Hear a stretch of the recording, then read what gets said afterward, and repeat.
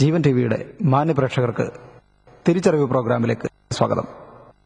കണ്ടുമെടുത്ത കാഴ്ചകളിൽ നിന്നും കേട്ടുമെടുത്ത പുരാണങ്ങളിൽ നിന്നും അറിവിന്റെ, തിരിച്ചറിവിന്റെ, തിരുത്തിന്റെ വഴിയിലേക്ക് നിങ്ങൾക്ക് സ്വാഗതം.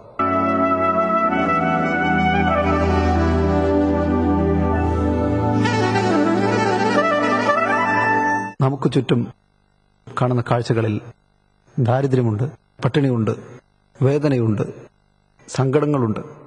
കാഴ്ചകളെ കാണാൻ നാം എപ്പോഴൊക്കെയോ മനക്കണ്ണ് തുറക്കുന്നു. ചെറുതും വലുതുമായ അരുതായ്മകളെ കണ്ടിൽ നിന്നടിക്കുന്നത് പലപ്പോഴും മാന്യതയുടെ അടയാളമായി മാറുന്നു. ഇവിടെ ചെറിയൊരു തിരിച്ചറിവിന്റെ ആവശ്യകത നമുക്ക് തോന്നുന്നില്ലേ? അധിനിവേശം രാഷ്ട്രങ്ങളുടെ അതിർത്തികൾ ഭേദിച്ച് അറുകൊലകൾ നടത്തുന്നു.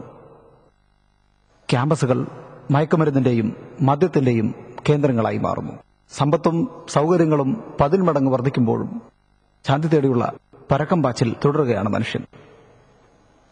ഒടുവിൽ പലപ്പോഴും അതെത്തിപ്പെടുന്നത് ആൾദൈവങ്ങളുടെ ആത്മീയ പുരകളിലാണ്. ഇവിടെ നാം നേടിയ അറിവിന്റെ, തിരിച്ചറിവിന്റെ, തിരുത്തിന്റെ ആവശ്യമില്ലേ?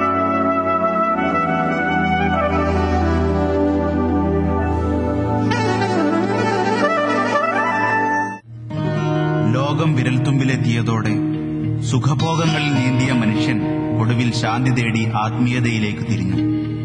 സമാധാനവും ശാന്തിയും തേടി നടന്ന ഈ മനുഷ്യർക്ക് മുന്നിലാണ് വ്യാജ ആത്മീയ ബിസിനസ്സുകാരൻ വാതിൽ തുറന്നിട്ടത്.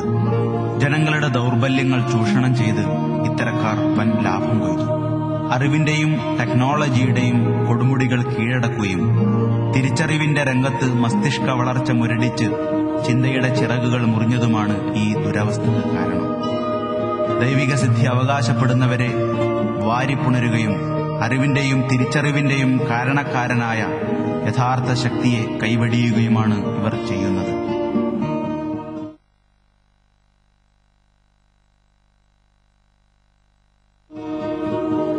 തിന്മകളുടെ മാതാവാണ് മദ്യം. മനുഷ്യനെ സകല അധാർമിക പ്രവർത്തനങ്ങളിലേക്കും മദ്യം നയിക്കുന്നു. കേരളത്തിന്റെ ആളോഹരി വരുമാനത്തിന്റെ വലിയൊരു ശതമാനം ഇന്ന് മദ്യത്തിനാണ് ചെലവഴിക്കുന്നതെന്ന് കണക്കുകൾ സൂചിപ്പിക്കുന്നു. കഴിഞ്ഞ ന്യൂ ഇയർ ആഘോഷത്തിനായി മാത്രം കേരളം 23 കോടിയിലധികം രൂപയാണ് മദ്യത്തിനായി പൊടിച്ചത്. മദ്യം പോലെ തന്നെ സമൂഹത്തെ നിഷ്ക്രിയമാക്കുന്നു മയക്കുമരുന്നിന്റെ ഉപയോഗവും. യുവാക്കളെ മാറാരോഗികളും ഭ്രാന്തന്മാരുമാക്കുന്ന മയക്കുമരുന്ന് ഭാവി തലമുറയെയും വിരസിച്ചുകൊണ്ടിരിക്കുന്നു. പാൻ മസാലകളുടെ രൂപത്തിൽ വിദ്യാലയങ്ങൾക്ക് മുന്നിലെത്തുന്ന മയക്കുമരുന്ന് സമൂഹത്തിന്റെ ഭാവിയെ തന്നെ തകർക്കുന്നു.